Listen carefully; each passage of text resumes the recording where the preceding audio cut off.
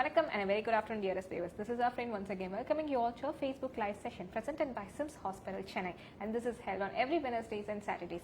And today we have an expert with us, that is Dr. Harris, who has an experience of more than 8 years in the field of emergency medicine. Thank you so much for joining us, sir. Thank you. So, in the recent talks, we have field of medicines like gynec, pulmo, and various other cardiac, everything you have seen. So, இன்னைக்கு வந்து நம்ம ஒரு different field of medicine பார்க்கோம். That is the emergency medicine, which is not well flourished outside, but I think we'll get to know more about it. So, here doctor is with us to talk about that, and we'll begin by asking, what is this emergency medicine, sir? Thank you, friend, for your intro. Yeah. So, this is something that we quite commonly get to be asked even by the family of patients who generally come to us. So, who do we meet in the emergency room? So, the idea was initially it was only a casualty where general physicians or a family physician used to run the casualty. When the patients come in, basic vitals was done and the specialist was involved. So, that is how it was until a few years ago. But slowly the need of acute care medicine had evolved over a period of time, and the need for emergency trained physicians to take care about acute life-threatening situations had evolved. So emergency medicine is fairly a new branch of medicine basically. It has just evolved in the last few decades. I think US, they registered training for emergency medicine somewhere around the 1980s, and UK had a program which was established around 1990s. So even in India in the last 15 to 20 years, slowly the importance of emergency medicine had grown, and now the recent pandemic, has kind of brought it to the forefront to people to understand the need of emergency medicine as a proper, full, flourished, broad spectrum course actually. So general medicine, people take care of general illness. So emergency medicine generally takes care of life-threatening illness or a patient who needs an emergency care, immediate care when they walk into a hospital. So there are like wide varieties of scenarios when a patient, they cannot wait on the OP basis. They need to be taken care immediately. For example, for a patient who walks in with an MI, a myocardial infarction or heart attack, as we say. So the time matters there. We need to make sure that we give the right intervention at the right time. So this is where the emergency room steps in. The patient walks into the emergency room, a right diagnosis is made, right evaluation is made, the right treatment is initiated, and it is make sure that the patient gets a good quality of treatment so that the discharge time is reduced and he has a better quality of life when he walks out from the hospital. Okay.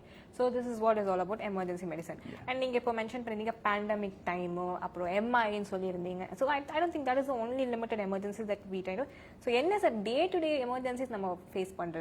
Very true. This pandemic situation was only an example because patients could not wait for a physician or a chest physician to meet and then get it evaluated, then the diagnosis made, and then to be treated. We were losing a lot of time with that. So that is where the emergency medicine, emergency department was playing a major role, where the patients were received, immediate diagnosis was made, and immediate treatment was initiated. So this made people to take a look and recognize that a certain department has been established, the emergency medicine is slowly flourishing, and the need for emergency was brought to the forefront due to the pandemic. Even the government has taken notice of this, and they are slowly making emergency department important part of every educational institute. So they have made it a rule that all colleges, medical colleges are supposed to have an emergency department right now, and they have increased the postgraduate seats to train emergency physicians. MD and DNB courses have been brought in so that we have more well-trained emergency physicians in the future. But this is just one example of it. We care with almost all part of emergencies, starting from a cardiac arrest that we generally normally see. A patient goes into a cardiac arrest, he is wheeled into the hospital. The physician who attends to them for the resuscitation purpose is generally an emergency physician. If a heart attack, when they rush into the hospital, the first person who is giving a care is a life caregiver, is an emergency physician. So other than that, there is a broad spectrum. We see strokes, we see traumas, fractures, we see multiple infections, people who walk in with infections, people who are suffering from severe pain. It could be something simple like from a kidney stone, ureteric stone. From that to any life-threatening condition who walks into the emergency is being taken care of by the emergency physician. It's basically a very broad form of medicine actually. So it's an all in all together. Yes, like we cover from pediatrics to the elderly geriatrics. Yes. So the whole age spectrum is being covered, and likewise all specialties are also covered. Like it is not just only about one particular specialty to be taken care of, not just the cardiac arrest or MI. We take care of the cardiac patients, we take care of nephrology patients, the kidney dialysis patients who walk in with severe breathlessness, they have a fluid overload state, need to be taken up for dialysis. So the emergency dialysis is initiated in the emergency room. So likewise, we take care of the stroke patients, we take care of an RTA trauma patients, basically surgical emergencies, gynecological emergencies. So this emergency medicine generally encompasses of the whole spectrum of medicine, basically. Yes, okay, sir. So per se, a person has come in emergency. Okay, obviously, they would not know what is happening. They just know that I'm giddy, I'm feeling giddy, I'm sweating, all those things. So what is the first thing you would do, sir? See, that is what, before I step into that question of yours, most of the time when we talk to a family of the patients who bring into the emergency, the first question they have is, are there specialists in the emergency department? So this mindset of still having duty medical officers as a casualty running physician is what is still there in India right now. So when we tell them that there are trained emergency physicians as a specialist is present, it is they are just starting to learn it as a new. Like you said, the person walking in with a diagnosis of, a complaint of giddiness, it could be a lot of things. So we need to make a right diagnosis of what it could be. It could be related to a cardiac issue. It could be because of an arrhythmia the patient could have giddiness, or it could be related to a stroke. In elderly population, the most common that we see is stroke. Posterior circulation stroke generally presents with giddiness, or it could be just a peripheral giddiness.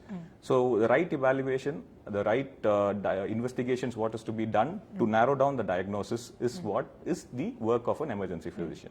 The most common that we see, like you said, who presents with giddiness is generally stroke. Stroke, as we know, there are like two kinds of stroke. The most common that we see is something where the blood flow to the brain is pretty less. So there is a clot sitting in the blood vessel which is obstructing. So generally what we teach to the public is look for the symptoms. We say fast.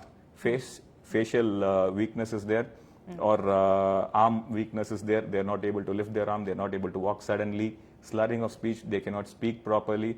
And time is like brain. The earlier you are here in the hospital, we could always treat it. We could take care in a reversible period of time. So generally we say the window period. Window period is somewhere around 3.5 to 4.5 hours.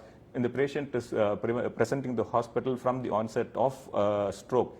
He can be treated with the thrombolysis. Thrombolysis is giving an injection to dissolve the clot.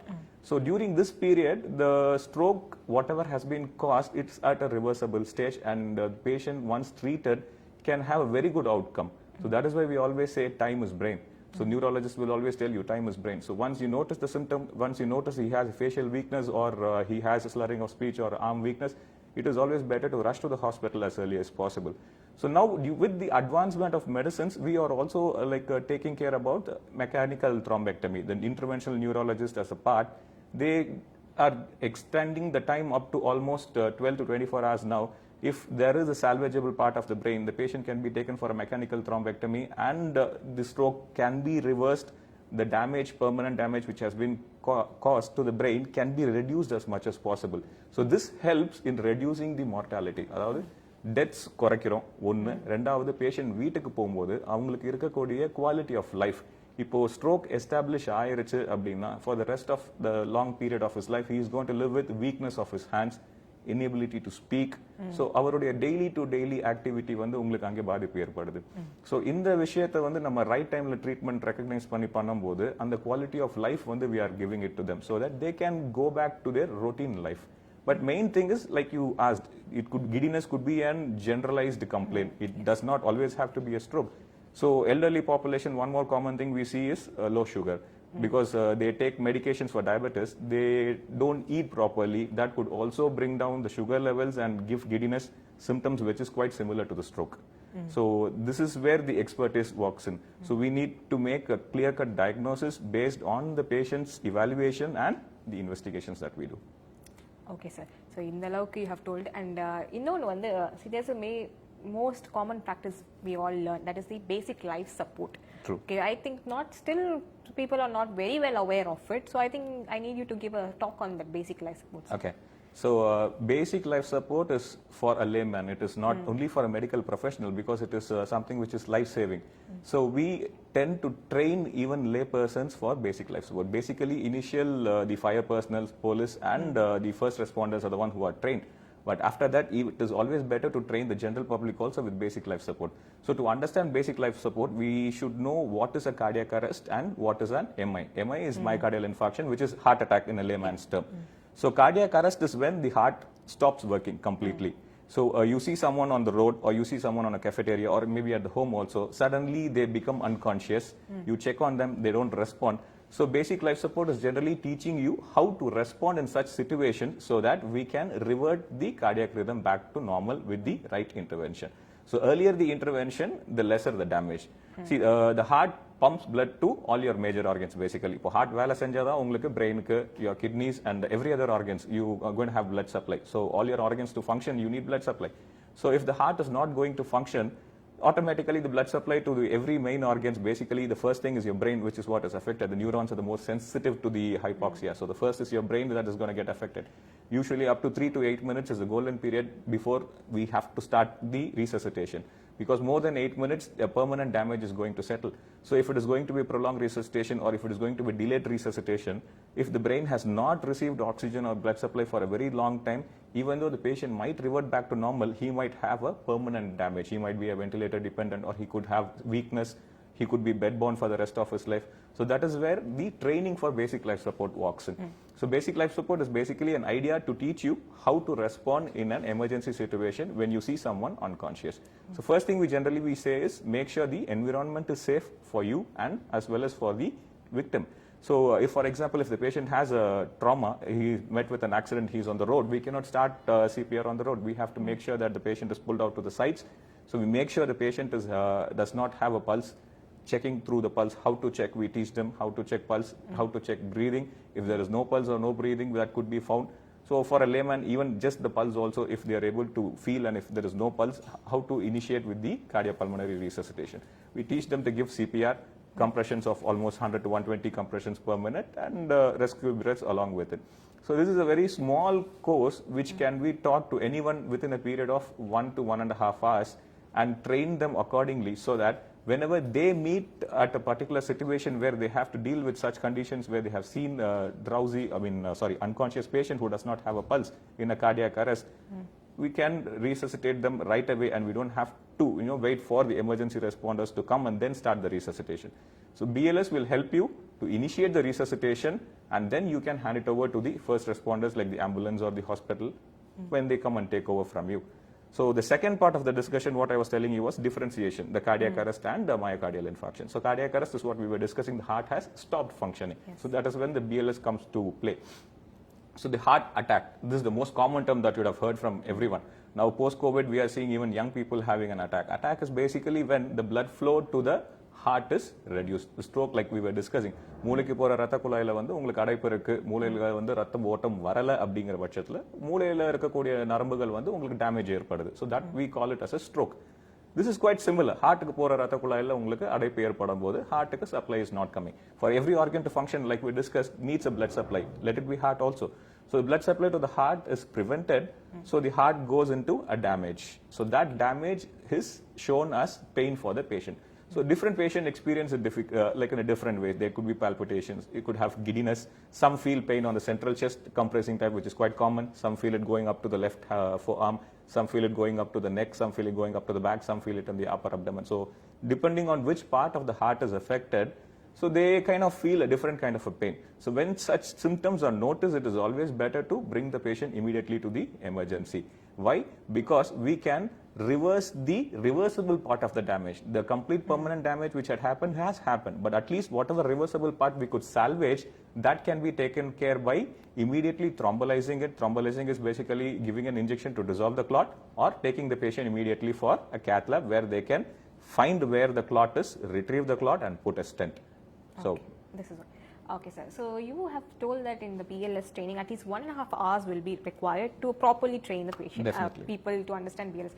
But I think for us, at least in this 30 minutes, can I have a small tips on checking or knowing about BLS, like checking the pulse or anything, any points? Yeah, just give me 2 or 3 words. Sure. Yeah. See, for example, when you see someone unconscious on the roadside, let's take it as a scenario because that is quite common. Yeah. So when you see someone unconscious on the roadside, first thing you do is your scene safety. That's what I was telling you. Make sure there is no danger to yourself or to the victim. So put them on the side. Second is you are looking for response. You can tap on the shoulders basically and try to call and see if they are eliciting any response. If they are able to answer to you, you can call, sir, are you okay? That is the most common thing that we use. So if the patient is still not responding, you can call for help. Call for help is to basically call for the ambulance or an emergency team to arrive. So we have 108 here in Tamil Nadu. We can just call for 108, or we could call someone on, point out to the bystanders, call them to help you, ask them to call 108 to bring them with a defibrillator, so that whenever you are able to do the resuscitation, once they arrive, you can hand it over to them effectively. So next part is you're looking for respiration and your carotid pulse, basically. So we don't look for pulse in the hand like they show it in the movie, Yes. because during a cardiac arrest, you're not going to feel the peripheral pulses. Yes. So only thing that we do is the major vessels, that is on your neck, that is the carotid. So you feel the airway and you put your finger next to the airway, you can easily feel your carotid pulsating. It is not that difficult job. Anyone can just put your two fingers next to the throat, they can just palpate it, put it next to the throat. They could feel their carotid pulsating. So 5 to 6 minutes you try to palpate it and you still don't feel the pulse over there, you start CPR immediately. So CPR is basically using your dominant hand, the heel of your dominant hand, place it on the center of the chest, use the non-dominant hand to overlap it, lock your shoulders, lock your elbow, lock your shoulders. Make sure you give compressions of 100 to 120 compressions in a minute. So each compression, there should be adequate gap to make sure the filling of the heart is also happening. So for every 30 compressions, we give 2 rescue breaths. Again, I think most people have seen it in movie, Exactly. giving a rescue breaths. So it's somewhat similar to that, but then in a proper way. You can use a barrier device, you can use a mask if available, or at least if not, you can use a kerchief. So that way it has been done. So every 30 compressions, 2 breaths, then again 30 compressions and 2 breaths. If there are more than one person, they can take turns, because it is a very tiresome thing. Maybe after 1 or 2 cycles, generally you start feeling very tired. So it is always better if you have company. But then if you don't have company, at least you can continue with just the compressions alone until a qualified emergency person arrives there to take it over from you. Okay. So sir has actually told a valuable point, that is just like movie they're showing in the movies, you don't have to make direct contact with mouth to mouth. They can use a barrier like a tissue or whatever. The thing is, like mask. recognizing a cardiac arrest, that is Yes. more important in Yes. this scenario, because a patient might be unconscious due to multiple reasons. See, he could have been an alcoholic who had little more to drink, and he's just unconscious because he is not in his senses. Or he could have been taking sugar medications and he not have had this food for a very long time. So because of low sugar, he could have been unconscious.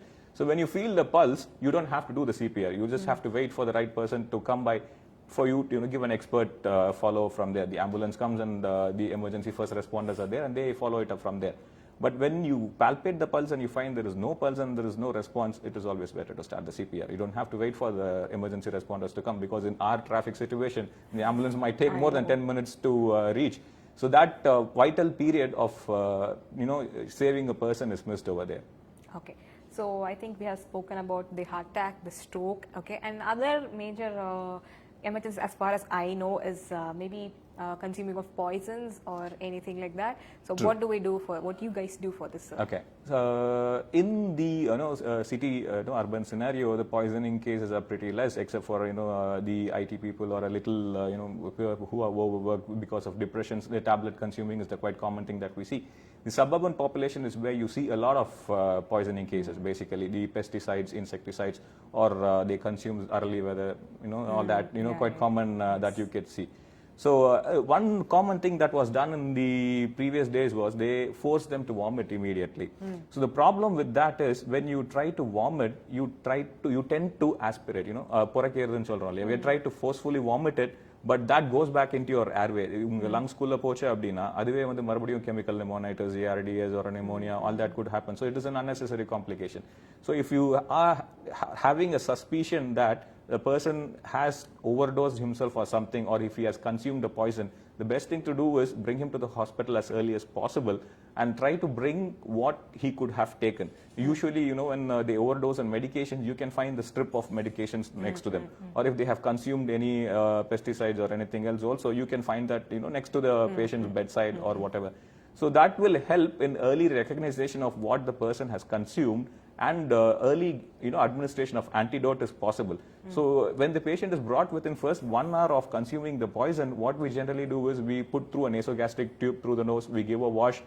Same thing like what they were vomiting induced, the initial thing was done, but this is more in a controlled way where it does not get aspirated. The wash is given, whatever we could remove, we are removing. But when it has crossed more than 1 hour, what happens is it slowly goes into your gut.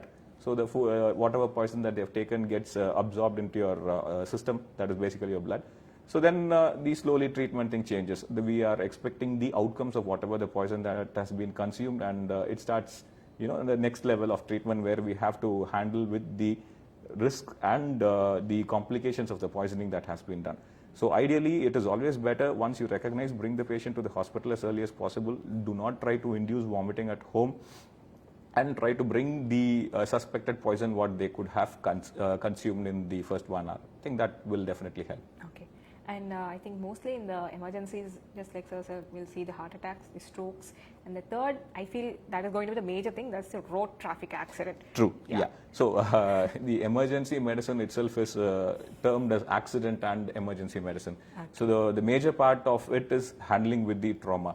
Trauma, true things, yeah, like you said, the road traffic accident in a metropolitan city, there is always quite common two-wheeler driving, they meet with an accident. So how to handle the accident in the zone of area of incident.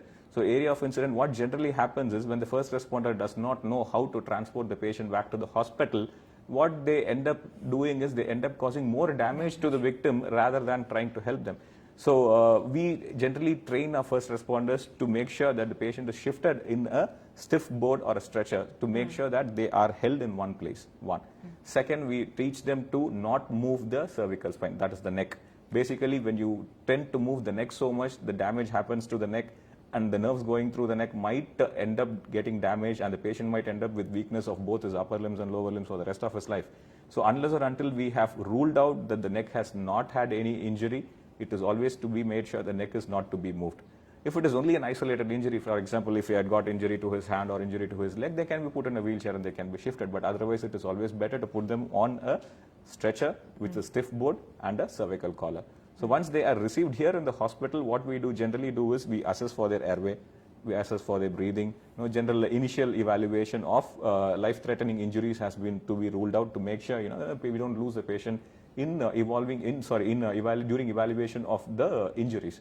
So first airway, breathing, circulation, all this been evaluated, made sure the lot of blood loss is not there. If there is a blood loss, compression is given, bloods is arranged for transfusion. If there is an airway compromise, if the patient is not able to breathe on his own, we are trying to secure an airway, put him on a ventilator. If there are major fractures, compression, dressing of those fractures have been done, immobilization.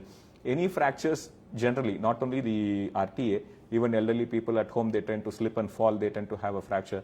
What they try to do is they try to move around and see, in the valikida illaya, unmele adipatrukka illaya. So that is what, they try to keep, it's just a regular mentality. Yeah. Even us also, when we do something, we get hurt, then after some time we tend to check it by ourselves. Unmele adipatrukka, how bad it is. Should we go to the hospital? Should we not go to the hospital? So by doing that, you're basically only worsening your injury. So we generally tell them to keep it at rest, not to move. Once you have a pain, or if there is a swelling, or you have had an injury, make sure you not move it much. The rest is going to help you improve better. Give ice compressions. If there is any bleed, try to give a compression dressing and try to hold the bleeding and bring them to the hospital. And the last part is your elevation. Try to keep it above your heart cardiac level so that the bleeding is not much and the swelling does not happen much. So even the fall also, generally, elderly people, they tend to fall on their face, tend to fall on their sides, they get injured to their hands. It is all swollen. They come back to the hospital hanging down with all completely swollen limbs. That is because people don't know how to react in such situations. We tell them to put them on complete rest, call for the ambulance is going to come and pick them up. You don't have to manipulate the fracture and see if it is really kind of bad, how bad it is, do we need to do a surgery. You can leave it for the doctor to decide. So let them in a complete rest position, give them some ice pack at home, immobilize it as much as possible. If you've got some scales or something, you just put it together and tie it and make sure it is not moved much. Bring them to the hospital for us to evaluate. I think that would be a better way. Okay. Actually, what you said, sir, there is a very common thing, like when you fall down or when your bone gets hurt, that it's okay, so all be all right. It's also, I guess. And that's quite a common thing. That is what, even us, when we hit against something, we feel the pain.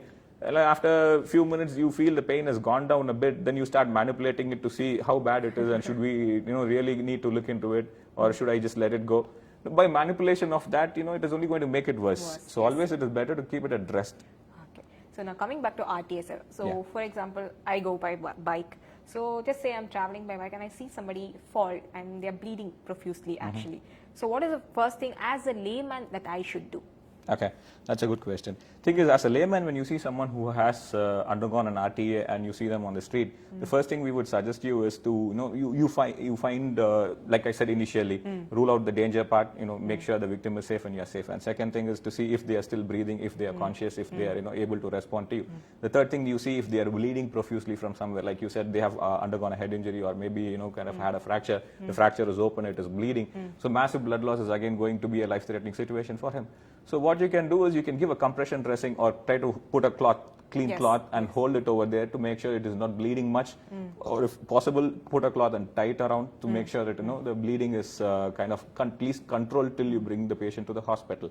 The second thing that I have already discussed with you, to make sure the neck part is not immobilized much, because we have to make sure it is not injured. Otherwise the patient might end up with lifelong weakness of both his upper and lower limbs, and he would be bedbound for the rest of his life. So the blood compression part. And so the neck you are taking care. So put them on a stretcher and shift them to the hospital as early as possible. Okay, one important question, sir, but I think it might look silly also. But yeah, sure. Okay, so for example, you say I have a fracture over here. Okay. And so where should I actually tie the hand, like the compression for the compression? No, see, if it is an open fracture and if it is bleeding, wherever the bleeding is there, that is where you're going to give the compression. One. Second, for immobilization, you can put it on a sling. Hand sling is there.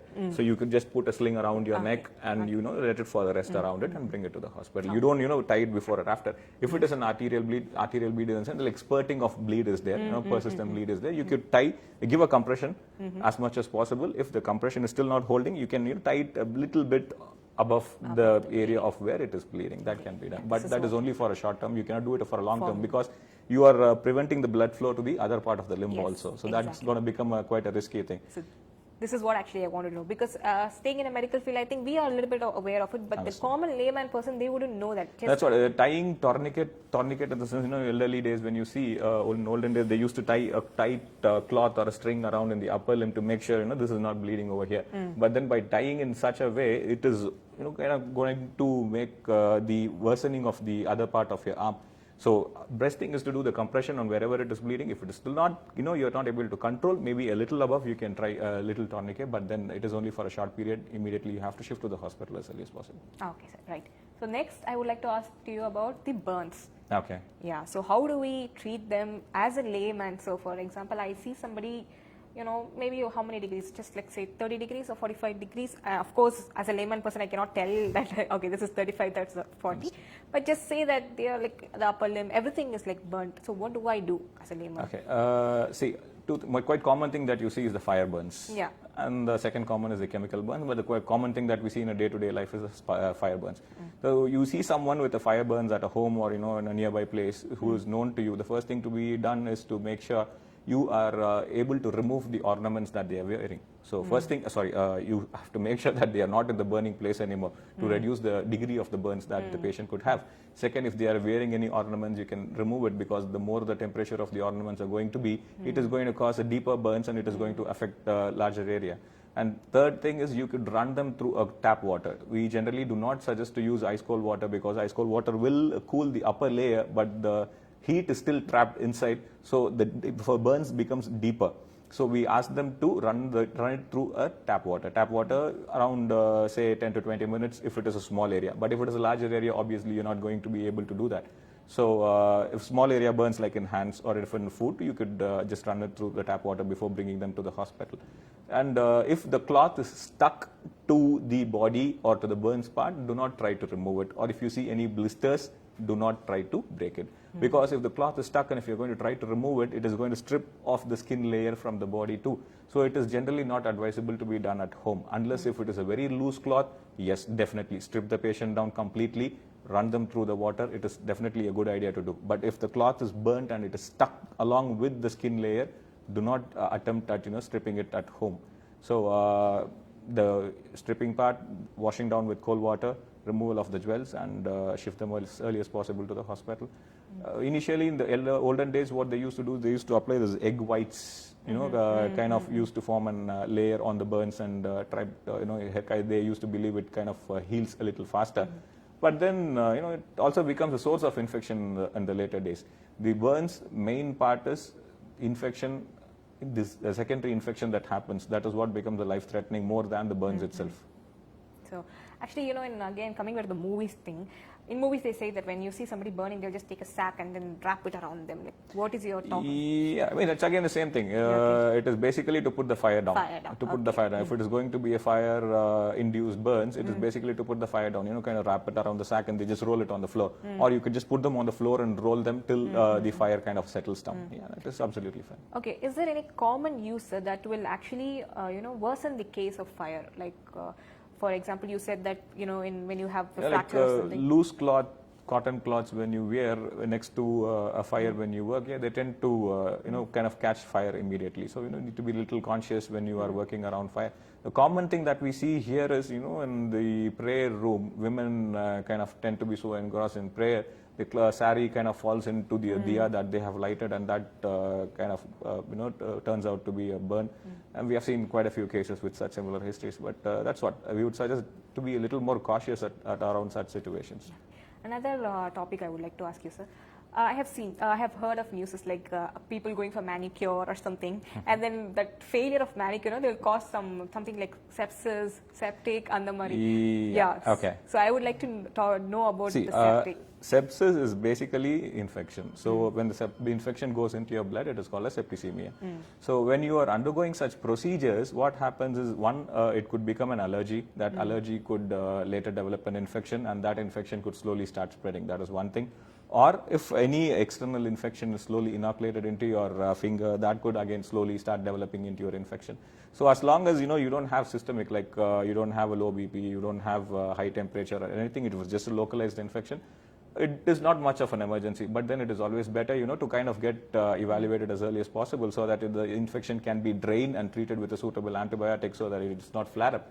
But slowly, when it starts giving a systemic response, for example, like not just with the manicure kind of a thing, quite common infections that we see is the upper respiratory chest infection, cough. People develop pneumonia quite fast. Urinary infections in women and elderly and diabetic patient. So what happens is, after a point of time, this infection slowly moves into the bloodstream, affecting the organs completely, the heart, the kidney, and blood flow. So what happens? Your blood pressure starts going down. A very high temperature is there, so you start losing a lot of fluid volume from your body. So these things become a life-threatening situation where you need to intervene immediately. So that is where, like I was initially discussing with you, the recognition of the illness when a patient is brought into an emergency room. So with the basic initial clinical evaluation, the recognition of the illness that the patient has infection has proceeded into a septicemia, and the BP is low. So how to react? So there are certain protocols that to be followed. We draw cultures of the blood and we start them with an broad spectrum antibiotic to make sure the patient has been administered the right treatment at the right time, so that it does not worsen further. Yes. Okay, sir. Thank you so much. And so I would like to end today's session by just knowing more about the first aids, the basic first aids that we all should be aware of. I think we have covered almost you have everything. covered almost everything. In the previous discussion. So the common first aid that we should know is small cuts that happens at home, or a fracture if happens, what is to be done. So like we had discussed with the RTA part, if there is a cut and if there is a bleeding, I would suggest to, just put a clean cloth and give a compression, wrap it, and try to visit the nearby hospital as early as possible. Try to avoid putting this cotton, places where there are small pieces which could get stuck and which could cause an infection. So it is always safe to have a cloth rather than the cotton piece that you could keep. So any major bleed, try to give a tight compression bandage, try to elevate the limb above the cardiac level so that the bleed is not much, and reach the hospital as early as you can. The second common, like what we discussed, was the fractures. Fractures, I have already told you. The rest, ice pack, compression, and the limb elevation, and visit the hospital as early as you can. And please try not to manipulate the fracture part more and more to avoid causing more damages, because just because it would have been a simple bony fracture, manipulation will end up causing a vascular injury too. So it is only going to make it worse. So as much as possible, try to not manipulate it. Try to bring the patient to the hospital for an immediate evaluation. Thank you, sir. Actually, today's session was really informative and knowledgeable, for day-to-day lives. All the mistakes that we have been doing, I think we can start correcting from now on itself. Thank you for joining us, sir, and thank you for being with us. Thank you for having me. Yeah, so next week we'll meet up with much more information. Thank you. Thank you.